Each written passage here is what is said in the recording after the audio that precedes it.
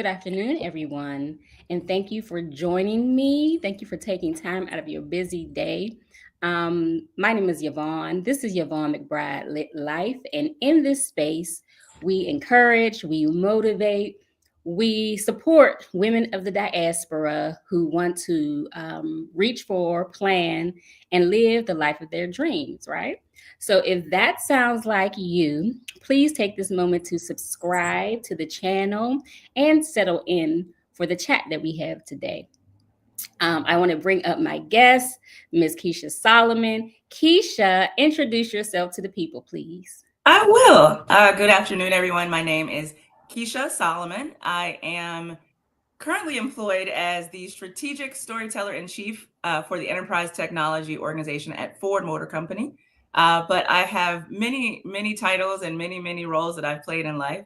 In my spare time, I spend a lot of time sharing a lot of the lessons that I've learned as a sort of nonconformist or misfit in some very conformist spaces. I also share some of the things that I've done in my life to flip the script. And as Yvonne talks about, going after the life that feels most suited for me, even if it's not necessarily what the mainstream would have me believe is so. So yeah, I'm very happy to be here today to share with you guys and just chat with Yvonne about whatever comes up. So I dragged Keisha onto this platform because I have been watching her via Instagram, and she's been sharing so much information about changing our mindset, getting to know ourselves, as we transition to new areas of our lives, breaking down the social constructs, right? To get to the core of who we are. And to me, when I talk about living the life of your dreams, right? Going for that, obtaining that, manifesting that isn't always easy. It takes change. It takes a lot of self-reflection, a lot of shadow work.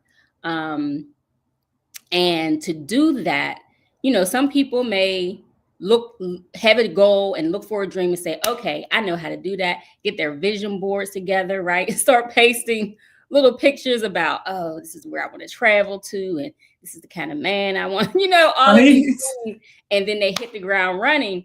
But some of us, some people may be itching for a change, be itching for transition, and don't know where to start, and don't know how to go about getting that vision, making that vision come to fruition, right? Some of us may be stuck in a job that wasn't your, that wasn't your dream job.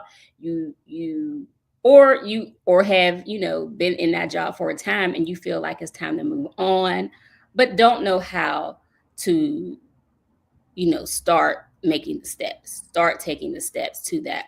So I dragged her here because we're going to get into it.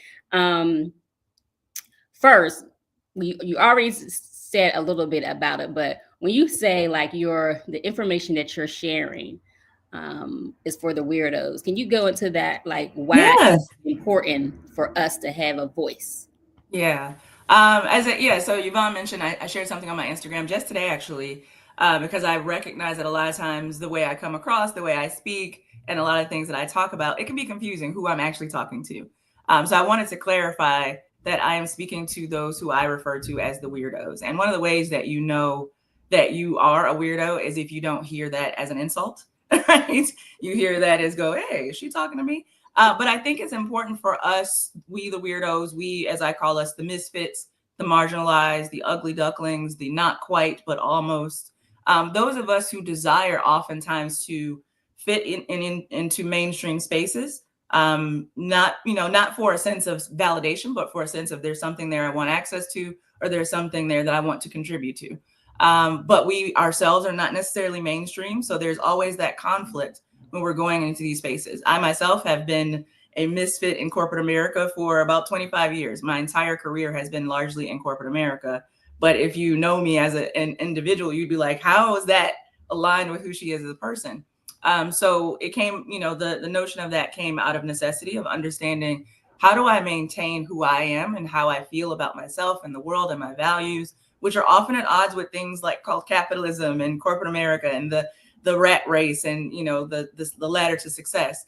how do I maintain that while also still accessing these spaces and thriving in these spaces, not being at the bottom of the heap, not being lost in the shuffle, and not feeling like I'm, having my soul crushed every day. So I recognized after a while that I'm not unique in that way. There are a number of people in there who are all about that life, and hooray for them. There's, like I said, there's a lot of material out there for them to follow. But then I recognize there's a lot of people in those spaces like me. And what I found is when I've been in those spaces, those people have found their way to me or vice versa. And the things that we've talked about, the ways that we've encouraged each other, those are the things now that I feel like it's kind of my responsibility, after 25 years, to start sharing out for those maybe who haven't found a me or another weirdo in those spaces, or, like you said, maybe struggling to trying to cope or adapt with that. And like you said, I think it's a lot more of us. I think it's more of us than than the norm, honestly. right? Than Yeah, quote exactly. unquote we consider the norm. Especially, I've always had not, from time to time, it depends on what space you're trying to get into, right? So especially and in transitioning spaces, like you're not the person you were in your 20s. And when you transfer that, when you come into your 30s and getting into a new environment, maybe new people, a new circle. You may feel like this outside looking in syndrome, right? And then we try to fit into what we think that circle expects, or how you can grow. You want to gel, you want to connect to people. It's all about connections, right? Yeah, absolutely.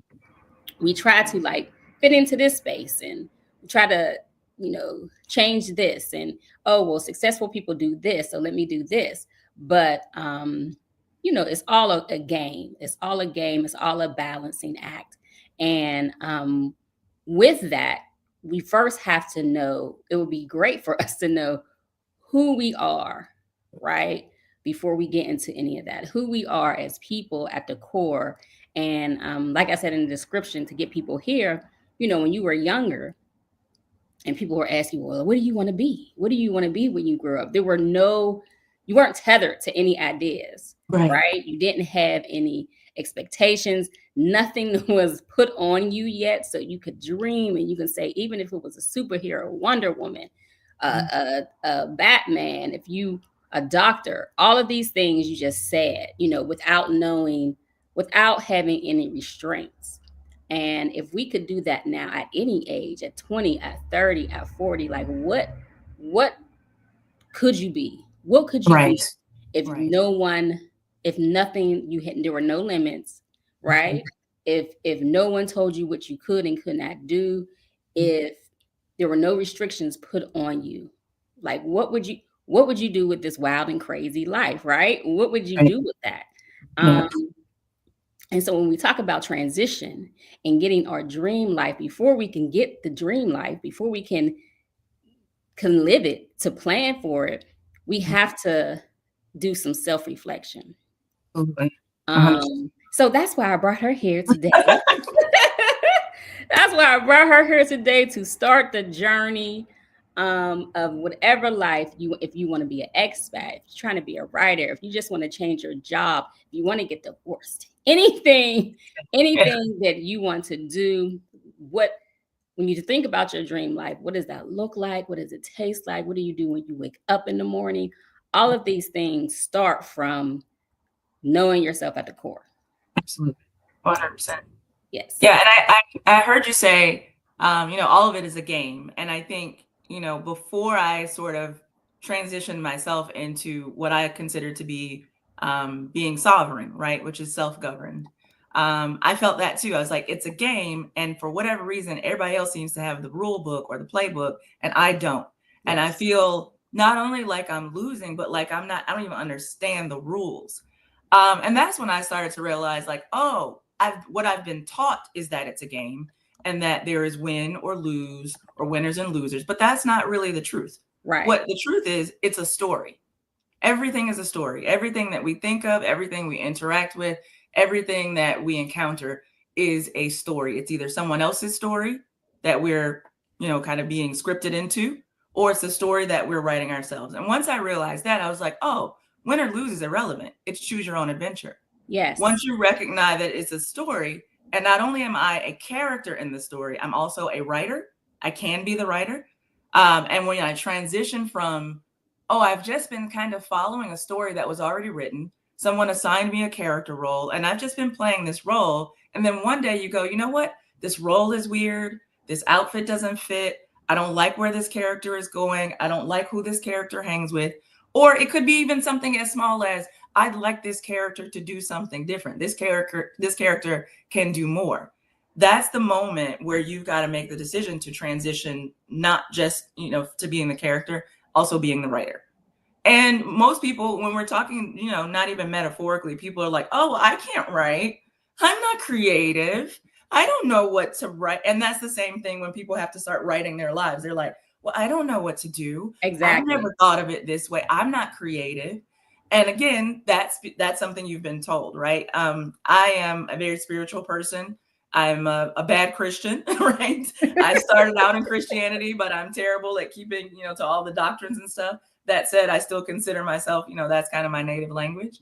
And I think of another analogy is, we're all sort of in collaboration with the divine.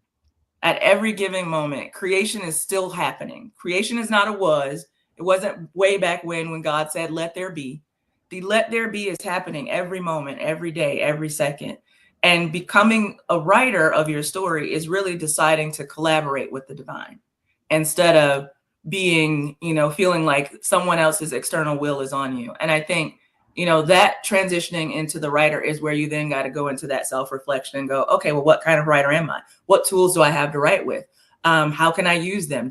Have I even practiced them? What are the arenas that I need to practice them in? And that's the beginning of the work. It is really just understanding your tools as a writer, how you work with them, what kind of stories you want to write. And once you've done that, now you can go out and go, okay, let's try this one. Let's try that. Let's choose these different adventures. So, yeah. And I hope you're picking up these metaphors that she is dropping. First of all, it was perfect. Metaphor. Yes, because this is lit life, right? This space is lit life, and she's using these literary terms, but as a guide, right? As a guide for us to think about our life as a story. You say, life is a bunch of evolution is a stories, right? Absolutely. Your life is an evolution of stories. You are the protagonist. So that's how you should look at, transitions. Like, how many times have you read a book and you see the protagonist go through these things, the crisis, the climax, all of these things to get to where they want to go, right? That's how you can look at your own story. You don't have to, be the person you were in your 20s. You don't have to work the job forever that you have in your 30s. Like, these are just moments in your life that you can pivot and change at any time, right? So let's get into those narratives. You say there are 7 let's define our identities first. Okay. Okay. So like I said, before you can, get to your dream life, you have to determine who you are at the core. Why do you want these things? Reevaluate, reassess your values, reassess your goals, take inventory of your talents, like all of these things, to say, okay, this is what I want to do. But how do we do that? Yeah, I think the first is awareness, right? The first step is admitting you have a problem, right? Or recognizing there's a need for change, or recognizing there's something off from where I want to be and where I am. And when we're talking about starting with the self and going, well, who am I?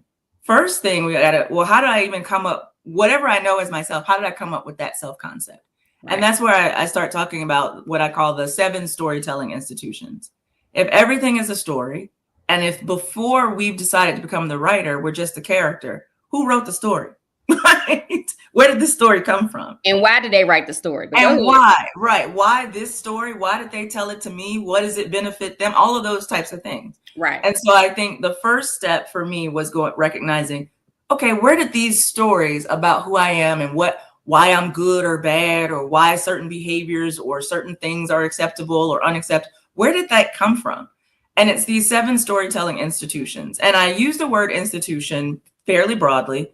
It simply means something that has existed as a standard of culture and a sort of defined way of being, right? So we can use that pretty broadly. So those 7 institutions, and let's see how good my memory is, but the 7 institutions are, the first one is the family, right? So our family teaches us our traditions, you know, kind of what our family norms are, what we can and cannot do within that. The second is the religion. Whether or not you grew up in a religion or not, there's generally some sort of spiritual code or code of morality that is governing, you know, your life. The third is, what is it? Is work. Or sorry, no, well, we'll say work. Work is one of them. Work is often the place where we spend a lot of our time. It's one of our primary relationships. So it's very much giving us codes of conduct of how to behave and what's acceptable or not. Right. Then there is the gender, right? Depending on what gender you were assigned to or claim, there are certain things that you can and cannot do. If you're supposed to be a woman or a lady, there's certain things you do. And I personally love, you know, barbecuing and lighting fires. And I can't tell you, every time I tell somebody that I grilled outside, they're like, by yourself? Because who knew, right? That you couldn't do it as a woman. So then there's gender. Then there is your race or ethnicity, right? There are certain things, you know, you can get points off your black card if you don't do certain stuff, right? So, you know, if you don't know if you're black until somebody else tells you. So then there is, I think we're on what, 5? We talked about work. Yeah. We talked about school. I believe we talked about school. And then the government. So I think that's all 7. We did the family, the religion, the gender, the race, school, work, and the government. Those are our 7 institutions. So those are the stories that, regardless of, you know, kind of what you've decided about yourself, those are stories that you have been drafted into, right, and generally assigned a role that you're expected to perform. And if you do not perform according to that role, the risk is you may be excluded from that, right, institution. You might get kicked out of the family, the school, the job, you know, you lose your black card. All of those things could happen to you. So, and the risk, and like especially, you know, when you're, again, going back into your adolescence and childhood phases, when you're bombarded with all of these things, right? This is what you're supposed to do. You are black and you may be in this income level. Society says this is your cap. This is your ceiling, right? Mm-hmm. Because you're a woman. Now this is your cap. This is your ceiling. If you wanted to be an astronaut and they say, you know, no, this is what you This is what you're allowed to do, right? Women don't do these things. Right? Exactly.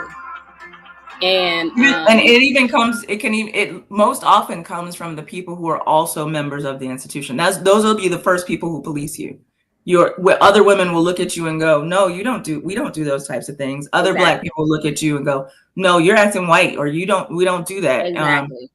Other Christians will look at you and say, no. You in a box. You have to fit in all these boxes, right?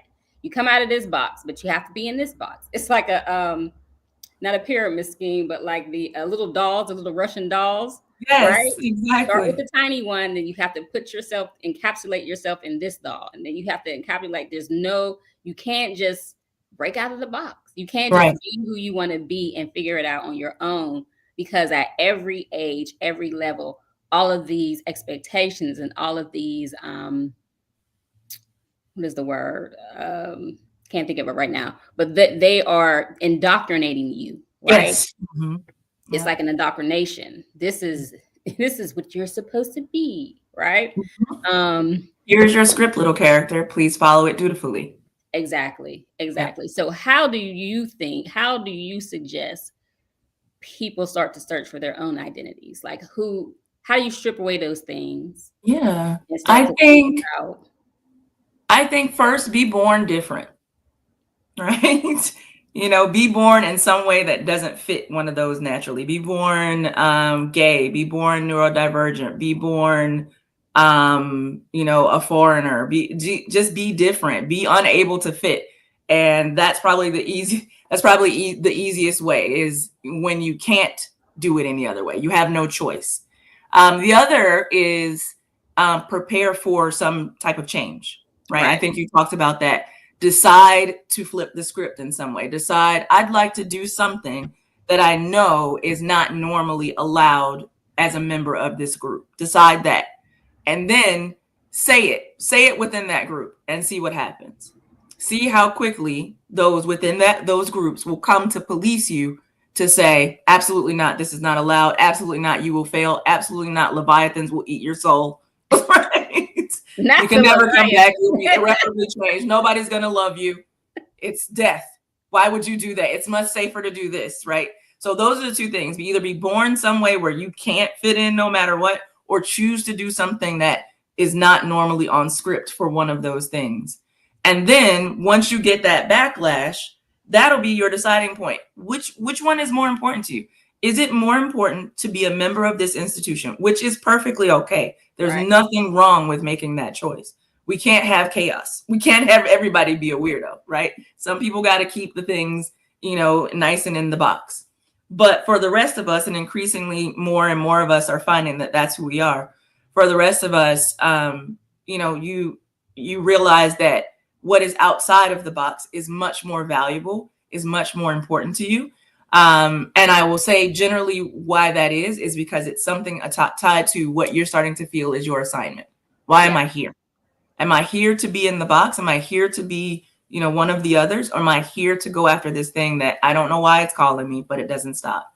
And those are generally the pathways that'll give you the boldness and the courage to be a weirdo, because basically that's what you're making the decision to go outside is basically you're making the choice to be somewhat marginalized, at least for a period of time. And you're making the choice to be on the fringe. It takes bravery, number one. Yes. That's what I want to say about that. The choice, you can stay in your comfort zone and sometimes it's not that comfortable, but you can stay there because it's something that you recognize. You're used to, going through the battles in that zone. You don't want to face challenges, all that. But so it takes bravery, number one. But two, you said something that I want to talk about. When you make that choice, it's like opening the door, right? Yeah. If you keep in the box, you don't know what's out there. You don't know what's possible. Exactly. You don't know what you could create, what you could be, the life that you want to live. You don't know what that even looks like on the other side. So when you open the door, all those possibilities come rushing in, right? And it is scary. It's scary. You're unsure. You're like a child a toddler on like wobbly legs getting there. But all you have to do is make the choice to do it. I want to thank people who have come into the room. Hi, Alicia. How are you? Thank you for joining us. Once you come into the room, please speak. That's the only way I can acknowledge you, know you are here, and acknowledge you, and thank you for being here. So we are talking about having the bravery, having the desire to create change in your own life, and looking at who we are, what institutions, right, have put expectations on us that may no longer fit, may have fit at a certain point in your life that may no longer fit, or maybe they never fit, right? Maybe you were always on the outside looking in. So how do we strip away those things to become, identity? Kisha talked about our talents. What do you want to do? What is burning? What is the burning thing that you can't forget about? How do you get to that? Let's strip away everything. So I'm a Black woman from a certain economic, status, right? Caste. I do have a degree. Maybe I don't have a degree, but I want to do this thing. How do we then reinvent ourselves? Yeah. How do we change the perception of what we feel about ourselves, and also what other people feel about us? How do we do that? That self-identity pivot. Yeah. I think, there's a number of pathways, and everyone chooses their own pathway. I think, like I said, the first thing is sort of putting yourself out there, and a lot of times a path will start to reveal itself to you. For me, I personally have, I love methods. I love something that I've used once, it worked, and I can run that thing again. Like, especially like if it's in a visual that I can get it. So for me, I have this visual that I've created, and I share with my teams at work. I share with, whoever I work with individually. And it's what I call the 5 self-assessments. Gotcha. And they're pretty common, pretty, readily available self-assessments that I think give you a nice kind of 360-degree view of you and your talents, your skills, your strengths, your weaknesses, your some shadow things. And so those assessments are, first is the astrological birth chart or your natal chart. I know we're in a safe space here where there won't be anybody with, crosses going, no, that's devil stuff. No, So, we just did a video of astrocartography video. So no, we're here. The Google sisters here. Yes. Yes. That to me, I've, like the lady who was on for that episode, I've been a long time student of astrology. So it's something that I always dabble with and kind of use to go, okay, I know this about myself. I'm a Gemini sun. So of course I'm a storyteller. Of course I'm a messenger. Of course I'm in like things like marketing and technology. But it wasn't until I started to dig a little deeper into some of the other elements in the chart that I recognized the power of these, what I call archetypes, as stand-in main characters, right? So regardless of where I go now, I often use these archetypes to represent myself no matter what role I'm in. So even if I'm working, let's say I'm working in a nonprofit and I'm doing program management, I know that my core archetypes for my birth chart are: 1, I'm the messenger / storyteller. 2, I'm the leader / creator. 3, I'm the teacher, right? And so those are the things that I always show up as, regardless. No, even in my personal relationships, those are the ways that I represent myself. So that's assessment number 1. Number 2, Myers-Briggs or Type Finder. And you can find Type Finder free online. I think it's a place called Truity, TRUITY.com. And they have a number of these assessments that I'm mentioning. The birth chart, I'm pretty sure most of my folks on here, we're woo-woo children, so you probably already have a place that you like. But yeah, there's lots of places where you can get your natal chart online. So those are the first 2, natal chart, Type Finder, Enneagram. That one is, to me, is a great one to understand our shadow selves. What are the things that sometimes get us caught up when we're in unhealthy mode, and how can we start to move those into healthy mode? What else? Strengths Finder. So Clifton Strengths is an assessment which will let you know, here are the top 5 or so things that I do as if I was born to it. Like I'm always going to do. One of mine is connectedness. I can connect the dots between almost anything. Another one is being strategic. I can figure out 5 options to solve a problem. That's another one. And then the final, I think, is the life values inventory. Okay. So this is one that, to me, I think is really helpful because it tells me my non-negotiables. This is table stakes. If you want me to show up at your job, in your relationship, at your function, we must have this, right? So those are the 5 assessments: Enneagram, birth chart, Type Finder, Clifton Strengths Finder, and life values inventory. I would say start with those 5. And then from those 5, I developed my own sort of template to create something that I call a personal manifesto, which is literally just a statement of, here is who I am, here is what my assignment is, here is how I show up, here's the change I'm going to make in the world. And I use that manifesto. It's I take the results from those assessments and use the manifesto template to put it in there. And that manifesto is something that I repeat to myself monthly, week, depending on if I'm low energy, I might just whip it out. If someone's, come to me one day and tried to mischaracterize me, I whip it out and I recite it. Remind yourself and them. Exactly. Yes. It's a reminder. It literally puts me back in the mind of, who am I? What am I about? What am I here for? And so, because that is consistently going to happen to you if you are off script, right? You're still around those people who are on script. Every day is going to be a test as to, are you still going to be about this life? Are you still about this life? And it gets easier over time, or it gets less, feels less resistant over time. But these are some of the tools that I used. And then to continue from there, it's like, okay, now I know who the main character is. Every story, you've got to start with the main character. But then what? Where does the main character go? Yes.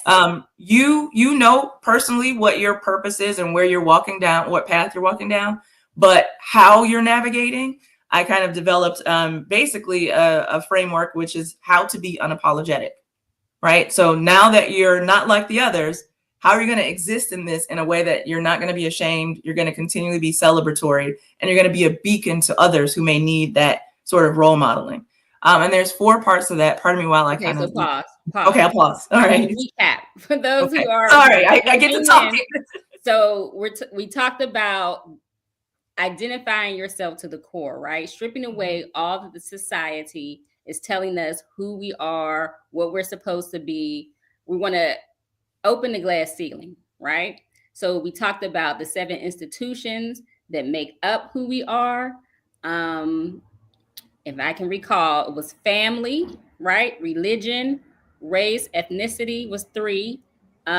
Work, environment, school, school, and government. work, and government, right? Mm-hmm. Yeah. So those are the things that we have to reassess. We have to look to see, are we these things? Were we these things? Are we still these things? Or were we ever these things, right? Mm-hmm. That these institutions are telling us that we are. And we'll get into why some of these institutions have deemed us so, right? But after that, you say, okay, you strip it away. Now, who are you? Who are you now at 20, at 30? Before you can dream another dream, before you can think of possibility, what is your dream life looking like? Who am I? And she says it's 5 assessments, right? So she just went over those. For you to take stock, that's some of the shadow work, to look into your talents, look into what you want to do, write your manifestos, all of these things, so you can start shaping another self-identity, right? Or shaping your true self-identity. That's the work that needs to happen before you can, because when you get to your dream life, right? When you get to that and that's not what you wanted. Right. That's the rub. That's the rub, right? And some people have done that, right? Based on what society told us. They told us to go to school. They told us to get a good education. They told us to go to school. They told us to make this amount of money, come out, make this amount of money. And then people get it, and then they still feel hollow. They still feel like this is not what I wanted, because they have not been living their authentic selves. So that's what we're talking about today. How do you find your authentic self? How do you identify who you are at your core so that you can take that and start building the life that you really want to live? Yeah, exactly. I think that's so important that you mentioned. It is when you start with the what before the who. Yes. You can find yourself goaling yourself into a place that has nothing to do with who you are. Exactly. I have achieved all of these things and I've been patted on the back and I've been rewarded. And for a moment, I felt a good thing after the achievement. But because I didn't say, who do I want to be versus what do I want to have, I end up having all these things and feeling like I don't know who I am. Yeah. So it's a way, it's an approach. Again, I don't judge. We listen and we don't. We're not here to tell you what. We're just here to, if you feel unsatisfied, there may be a reason. Here's some alternatives. I don't know. Try it out. What do I know? You know what I'm saying? But, I think once you start with, like any story, like, if you're looking at a movie, are you most interested in the story that shows you how this person started, how they had to go through some stuff, how they triumphed over it? They didn't just win all the time. They didn't just check off that's a boring movie to watch, right? If you watch a movie where someone starts perfect, does everything perfect, and ends perfect, I can't imagine why you would even wait to the end of that movie. That would be the most boring movie. It wouldn't make it to the screen, and it wouldn't be written, period, because that's not how story arcs go. Right. Who wants to watch that? And so if that's how you're trying to live your life, I'd like to start perfect. I'd like to do everything perfect, and I'd like to end perfect. Girl, you're boring.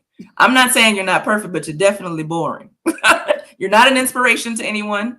No one really wants to be you. And they actually just want to have anything about yourself. You never learned anything. And no one want, you think people want to be you. They just want to have what you have, because that's all you have. You just have what you have. So, again, it's a choice, right? Some people are more comfortable with things than they are with people. And that's why that path is there. But for those of us who have a desire to be, in touch, in good relationship with ourselves, which I think is a prerequisite for good relationships with other people, then, there's another way to go. And I think, once you're starting on that path, to me, it's like 4 things you've got to keep in your mind, because now you're saying, I've chosen to be a misfit, and I'm going to walk this path as a little bit of a misfit until which time at the end of the story, people go, you know what? She wasn't a misfit the whole time. She was actually an inspiration, right? She was an inspiration, and she was being herself. And right? she was being herself. She was not a carbon copy, right? Right. She, when you get to that point where you say, okay, I don't have to do this, I don't have to be this, I don't have to want this, that's when you start finding the good stuff, right? Yes, exactly. And that's how you can start moving forward. That's how you once all of those things are stripped away, it becomes clear. Okay, I don't want to do this. It's still going to be, you know, it's still going to be some ups and downs, but you can see what you don't want is clear, right? Yes, exactly. It's clear. Who you don't want to be around is clear. What you don't want to feed into is clear. So you just have to, you know, look over here to this is the path that I want to walk, and how am I going to get there? So I interrupted you. No, it's okay. When you start going into that, but let's get to that now. So four ways to navigate once you've decided to get off of what I call the one size fits all path. These are kind of almost like your 4 compasses. So the first is embrace change. Wherever you see things kind of staying the same and people not doing anything different, those are the places you need to stay far, far away from, including if that's yourself, right? So what you're wanting to do is, the one thing that I do, I feel like is the best to embrace change is what I call running experiments. I think I might want to do X. I'm not sure if X is really for me, but I'm going to run a quick experiment. I'm going to have a hypothesis. I think maybe bike riding is a cool way for me to lose some weight and gain some friends. Let me find one bike riding activity. Let me go 2 to 3 times. Then let me say, do I really want to do this? I can stop this. I've lost nothing. That's a quick little experiment I can run. I think I might want to try writing as a career. I'm not about to leave my corporate job where I make good money, but I'm going to get this little side job and do a freelance hustle for 3 months alongside. And then I'm going to determine if that's something that I actually want to pursue. Run experiments. That's one quick way you can do embracing change. Number 2, take big leaps. So run experiments is tiny leaps. That's like, oh, I'm just going to dip my toe in it and I can come back. But at some point, you're going to have to really do something big, like something that people will look at you like, are you sure you want to do that? And the biggest thing that I can say for that is, pardon my French, but F fear. Screw it. Right? Which is not to say don't be unafraid. Be afraid. Be very afraid. But F it. Right? But do it. Do it scared. It afraid. Yeah. That's the new phrase. That's the catchphrase. Do it afraid. Do it afraid, with your armpits sweaty, with your knees trembling, with your like, oh my God, they're all gonna laugh at me. Just do it. And do it again, right? I have this one story that I tell about, I am not a great swimmer. I've been taking classes up. This one time I was living abroad and somehow got invited on this boat. We went out into the middle of the ocean. Everybody was like, let's jump off the boat into the ocean. And I'm like, But you know what? On that day, I was like, now how dare I bring myself to this all moment. the way here. Yes. Right? And not jump. And everybody's jumping. And everybody's jumping. Girl, I was so nervous and sweaty on the inside, but guess who ended up in the water? Okay, did it. So we pick up anchor. We go to another spot. People are jumping out again. I am nervous like it just didn't happen. It actually was scarier the second time. Yeah. So I had to do it afraid again. That's my story I tell for that. Do it afraid. Don't take those big leaps literally. Third is graduate from one size fits all. Right? If you're seeing everybody around you is living one way, acting one way, dressing one way, graduate from that, right? And one of the easiest ways to do that is find alternate feeder tubes. If you're always listening to the same music, switch your genre. If you're always watching the same channels, try a new channel. If you're always going to the same bar, go to a restaurant instead. Just do something that's a little bit not like you've always been doing. And then the final way to navigate is, to me, the most important is accept your assignment. Yes. Don't run from it. Don't run from it. Don't say, let this pass from me. You saw what happened to JC when he accepted his assignment, right? Yes, you may die to yourself. Yes, it may mean that you're going to be so-called crucified, but just beyond that is a whole new life, a whole new way of living that all that other stuff that you used to be afraid of, that used to hold you down, doesn't anymore. And it's because once you accept your assignment, you are divinely ordered at that. You are now a co-collaborator with the divine. Your ancestors have sat up and said, oh, she ready, right? So it's not going to make it any easier per se, but it will make you more supported. You will find that failure is even when failure happens, it lifts you to the next level. It's you can't even I can't even tell you how magical things start. Why do I even have the job that I have with the title I have now? There's no reason I should have a job in corporate America called storyteller. What does that even mean? What does that even mean? That was, we created the lane. Yes. That part. So those are kind of the 4 ways I say to navigate. 1 is, embrace change. 2, take big leaps. 3, graduate from one size fits all. And 4, accept your assignment. Those 4 little moments that, every time you pick up your, look in your bag when the road gets rough, pull out one of those and remind yourself of that. And that's going to help you on that journey. So you are having a hallelujah moment in the chat. Miss Moore has joined us and she says, oh God, yes, one size does not fit all. She is agreeing. Oh my God. Alicia Renice, the queen of accepting her assignment, is in the house, and she says, yes, get us together. Don't run from it, right? Even it's natural to be scared of it. You're trying to stump it down. You're trying to I got so many things to do. I don't have time for this. Right. But you can't run from it, especially if it comes back around. If it circles the block, you got to do it. Yeah, exactly. She said, yes, she is. We love Alicia. Yeah, she is that.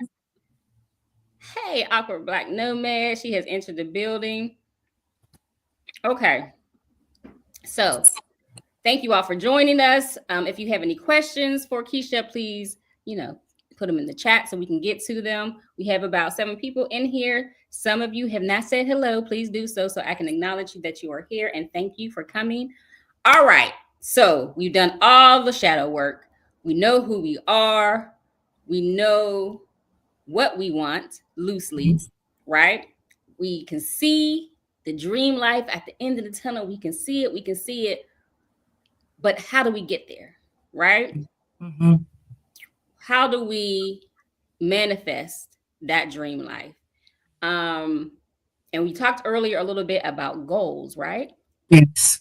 But I want you to get into share with the people your theory about stories versus goals.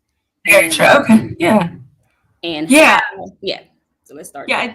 It's okay. Yeah. I think we touched on it before, right? How, I think what we're taught is, in order to get to there, wherever there is, happily ever after, success, right. Prom queen, whatever there is, you have to set your goals. You've got to have some goals. You got to work those goals. You got to hustle and grind and get those goals done. And those are your stepping stones to success.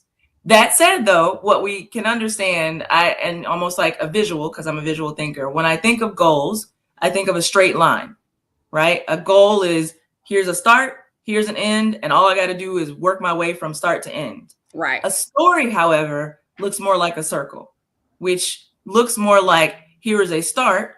I had to make some decisions, which then made me learn something, which then changed who I was at the start.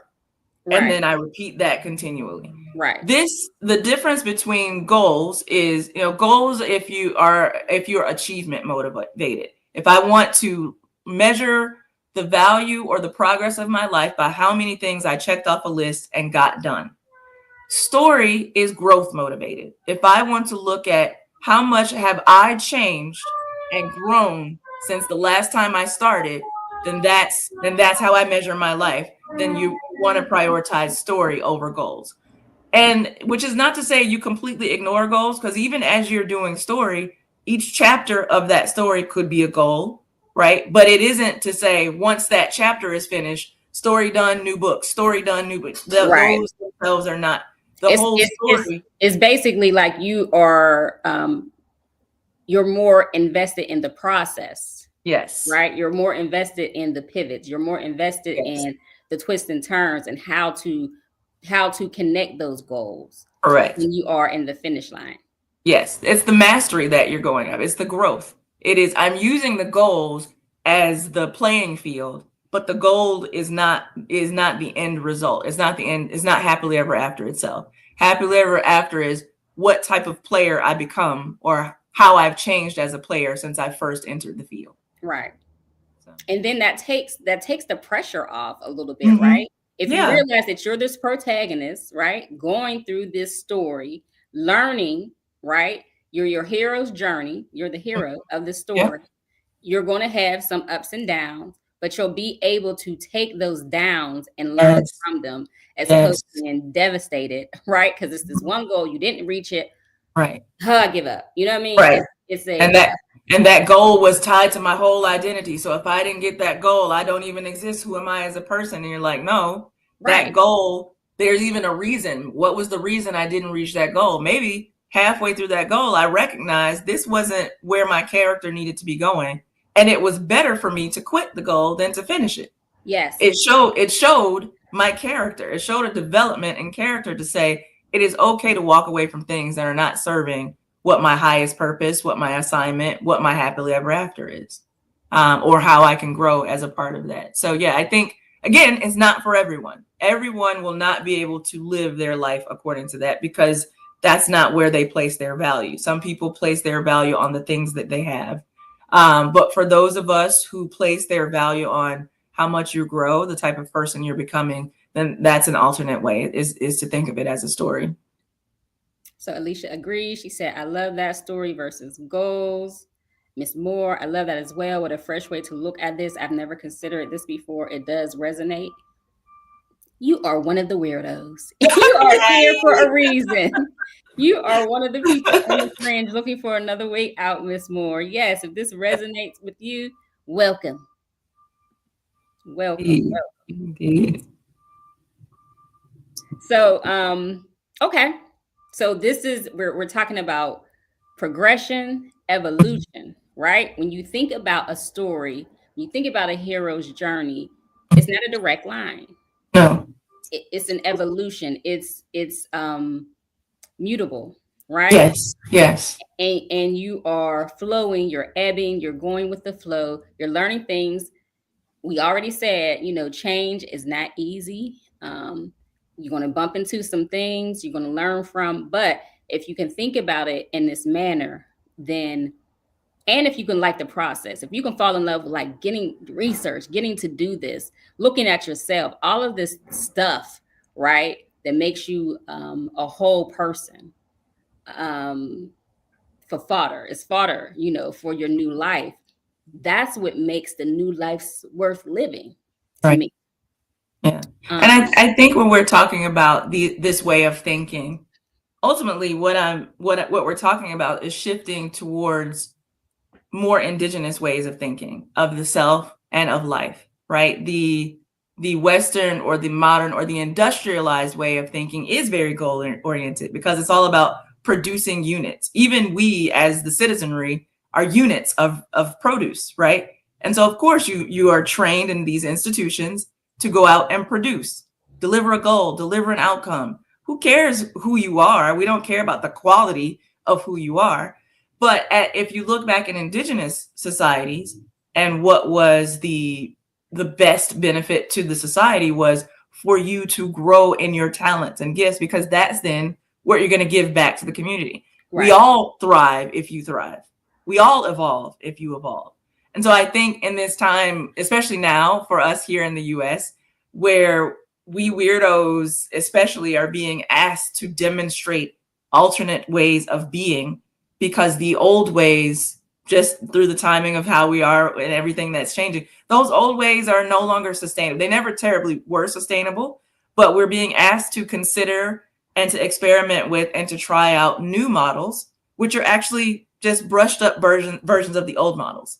And so when we're talking about things like a circle and life evolving in a circle, we're talking about these indigenous concepts like the life, death, life cycle, like the seasons, like even, us women, our monthly cycles.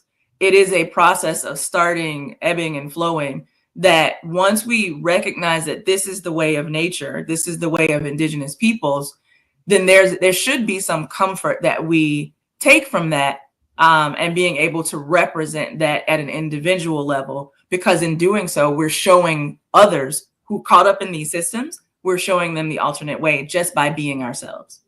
And I think that is, it's such a responsibility that we have. If we want to take that on, I think it's a huge responsibility, but it's a lightweight way of taking on that responsibility. I think we're all waking up to that, right? I think the pandemic, for all of its trials and Yes. traumas, the pandemic gave people a chance to breathe, the respite, to look at the world, not only yourself, right? But to say, what is going on? What is going on? And to reevaluate our lives, right? Yeah. It was a great period for some of us. It really was. but then coming back out, it was like, okay, here we go, back to the rat race, right? Back to that. But some people, right? Some people were like, nah, like, no, I can't go back. It's too late for me. Exactly. I can see I got a little glimpse of what could be on the other side, and I'm going for that. And then you talked about indigenous cultures, and that in indigenous cultures, you were able to, if you were a nurturer, you could be that nurturer. If you were a natural hunter, you could be that natural. If you were an artist, like whatever your talent, your innate ability was, that's how you contributed to your society. Absolutely. Right. And then once the colonizers come in, they put this, that's where we get to talk about the institutions, the 7 institutions that we, began this conversation with. The institutions then start saying, just like slavery, right? Start saying, no, you aren't this. Stripping away, this is not what you are. You have to be this product. This is how you fit into this world. You have to be a worker bee. You have to make this much money. They gave you a false dream to live in because they know that dream was going to put you on this path to not be able to think outside of getting what you want, which is the American dream. Right? So those were the institutions, that came from that. And then even if you were born Black, right? What does that mean? What does that mean? Right. Society said this is what, and then and it changes from different cultures, right? But here it says this is what Black means here, right? And this is what you can achieve here. Your religion, Christianity, this is what you should do here. So all these institutions start stripping away what we felt as children innately inside, and start putting us in these boxes. But the pandemic, baby, it's just like we are out of these boxes. Some of us opened that door, the door we talked about earlier. We opened that door and said, okay, I can see this. And then the more people are doing it, the more trailblazers we have doing it, you can see that it's possible. Absolutely. And it's that process again of going, am I going to be, or I have been governed by these institutions, whichever ones I'm belonging to or choosing to let govern me. Right. And now the switching to being self-governed or being sovereign then goes, okay, then what's my role model? If it's not the hierarchy and fit one size only and produce, what does that look like then? What was the time before this was the time? And I think clearly we have our indigenous societies to show us what that would have looked like. That would have looked like you have enough time to figure out what is your gift. You're going to be given the space to figure that out. And until you're figured out, no one's going to be pressuring you to do much other than, contribute to whatever is going on here. But once you figure that out, you have a responsibility to live according to that, and to show other people their pathway to finding it as well. And I think, being in this time, I think is, not saying that one is more sustainable or one works better than the other, but I think it's now a time to blend the two. We exist in this modern society. It's not going away. These institutions aren't going away. And I'm not even supporting that. I'm not saying we delve ourselves into anarchy and chaos, but I do think that those of us who know ourselves to be weirdos, and are thus best positioned to be leaders of the new, right? Those of us who cannot fit in the old are now, by the sheer fact, just the sheer decision of saying, I refuse, I will be a misfit. That is an act of leadership. And as such, then, if we're going to lead into this new space, what are the models of leadership, of governance, of community, of society that we can borrow from? And then how do we demonstrate it first on ourselves? Because don't ask anyone else to take a medicine you're unwilling to take. How do we, right? How do we demonstrate what it means to find one's purpose, live according to that purpose, give back fully from that purpose? How do we do that ourselves? And then just by living that way, create this new lifestyle, create it in our communities, in our friendship groups, in our homes, in the institutions we're still members of, but now we're following a different playbook and we bring that playbook into those places. So, yeah. I think this is that was the perfect sentiment. This is the perfect time for this conversation because, I'm not going to get into this too much, but with Dump in office, right? Mm-hmm, mm-hmm. Thank you for being a steward of your words. I appreciate it. Yes. I'm not even going to give him a title. With Dump in office, it's never going back to this was the catalyst for change, period. Nothing is going back to the 80s and 90s.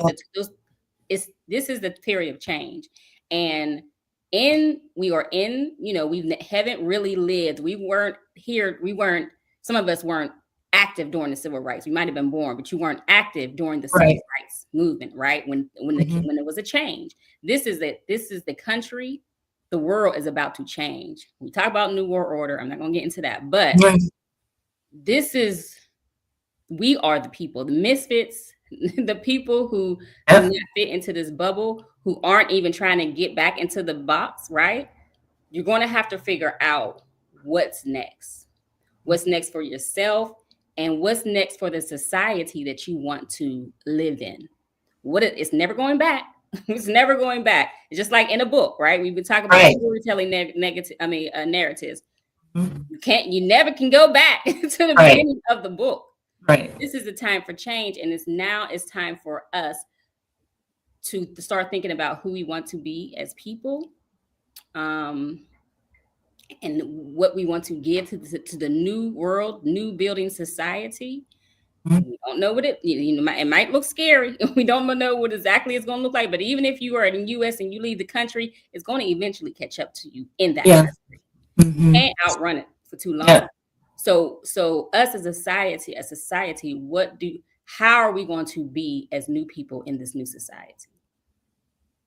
Exactly. This is the time to start having these conversations with one another and to start looking into ourselves.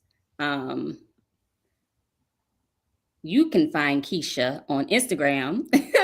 I just posted her information in the chat. It's also beneath this video. But if you enjoy this conversation, if you are gelling with it, if this sounds like your jam, we had most of the people in the chat I recognize, and they're already on this road. But for those of you who aren't and haven't said hello, for those of you who still are a little apprehensive, don't know how to start the pivoting process, reach out to Kisha. Please do. Reach out to Kisha. She has some words of encouragement. She wrote a book, the Wisdom Book. Can you talk about the book? Yes. So I have one book that's called The Unapologetic Black Woman's Little Pocketbook of Wisdom. I'm a Southern girl, so we always call it a pocketbook growing up. But it was literally a book, and as is most of the things I share, it's first a note to myself. So it was a book I wrote when I turned, I want to say I turned 40, but I wanted to write a book that was like, what words of advice would I give to my younger self at these sort of critical turning points in my life? And so it's a very short book. It's I call it like, it's like Iyanla with a splash of Deepak. And it's really, again, most of them are me speaking very specifically to myself. But I realized a lot of things that I've been through, and the admonition and encouragement I had to give myself along this path. Other people could also benefit from that. So that is available on Amazon as well as on my site, KishaSoloman.com. And that's Solomon with all O's, just like the Bible. But yeah, and I also have a separate book, which is a little more based about work, but it's called Work Like a Geisha. And that is more about how to kind of approach your work as more of an artisan and instead of just an employee. So, yeah. So all of those links are, again, beneath in in the description below, so you can check them out. But we have YouTube now. You know, we have a lot of different avenues that you can go seek inspiration. But when you need those like quiet times, people can't be around you 24/7. So when you have those little quiet times of doubt, of uncertainty, you just can't figure it out, you know, books of affirmations are great. So again, the link to get that is below. So since we're talking about, having doubts, let's talk about imposter syndrome for a second. Okay. Yeah. With change comes uncertainty, like we just said. And, when you have worked or been this way your whole life, or maybe half your life or a quarter of your life, and you want to make a change, but, you want to be a writer, but you have these ideas of what writing is, or you want to, I don't know, be a doctor, right? And you think it's too late to go back to school. Let's talk about imposter syndrome. What does that mean for you? What are your thoughts around that? Well, my thoughts are, I don't believe imposter syndrome is a real thing. I think imposter syndrome is a name. There's a lot of things we give names because we want to be able to provide solutions or treatments, and they have costs. And so I think imposter syndrome to me is a symptom of having been exposed to someone else's story about you, and having internalized that story.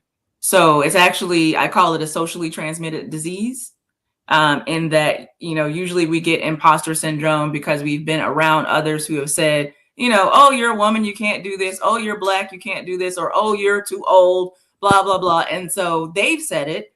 And now you've been exposed to them too long. Maybe you didn't have the right boundaries and defenses up. So you kind of ingested that, and now you're infected. And you're hearing that in your head. I say there's two things that because I personally have suffered from a lot of negative self-talk. And I recognized it after a while. I was like, oh my God, do you hear what you're saying? Would you allow someone else to talk to you like that? And the answer was absolutely unequivocally no. And then two, because I am a good Southern woman, would I talk to somebody else like that? Would I say that out loud? Also unequivocally no. And once I answered no to those questions, one or both of those, I knew this is not my voice. Because if I would not speak like this, yes, or allow myself to be spoken to like this, how did this get in here? And I was like, oh, and then when I started thinking about it, I was like, who this voice is? And I could tell. I'm like, right. It came from one of them institutions. Mm-hmm. Right.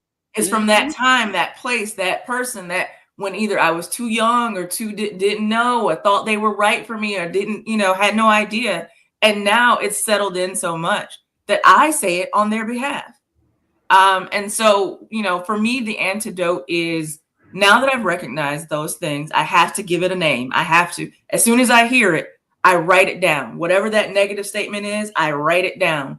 And then I instantly write the opposite, or the correct statement. So if the statement is, even if it's something that has a ring of truth in it, girl, you so fat, you need to do something about that. I would never say that to somebody. Right.